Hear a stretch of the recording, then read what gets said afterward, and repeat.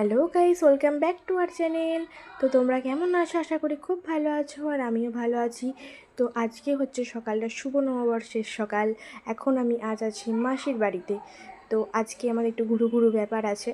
তো তাই সকাল সকাল উঠে আমি ব্রাশ ট্রাশ করে নিলাম, এবং তারপর আমি ভালো করে আলু ভাজা দিয়ে মুড়িটা মাখিয়ে কার্টুন দেখতে দেখতে, মানে গোপাল ভাঁড় দেখতে দেখতে আমি আর আমার ভাই মিলে দুজনে খেয়ে নিলাম।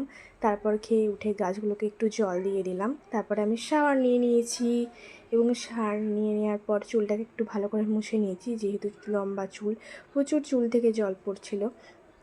তাই একটু ক্রিম টিম সানস্ক্রিন মেখে, এখন তো প্রচুর রোদ গরম, সানস্ক্রিন মেখে তারপর চলে গেলাম একদম ঠাকুরের কাছে প্রণাম সেরে ছাদে একটু চুলটা শুকিয়ে নিয়ে চলে এলাম নিচে।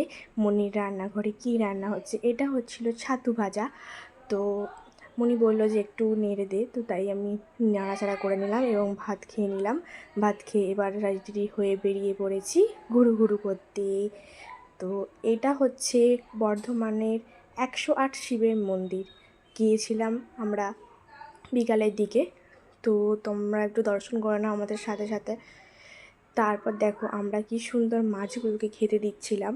মাছগুলো এসে আমাদের সঙ্গে কি সুন্দর খাচ্ছিল এবং খেলা করছিল। তারপর একটু চারিদিকটা ঘুরে ঘুরে ঘুরে দেখে তারপর আমরা টাটা বাই বাই করে চলে গেলাম আর একটা মন্দির দেখতে। এরপরে পথঘাট সব পেরিয়ে আমরা চলে গেলাম আমাদের নেক্সট গন্তব্যস্থলে। বর্ধমানের রাস্তায় তো প্রচুর জ্যাম, মানে জ্যামেতেই মনে হয় আমাদের আধ ঘন্টার সময় কেটে গেছে। তারপর চলে এলাম আমাদের নেক্সট মন্দির সর্বমঙ্গলা বাড়ি।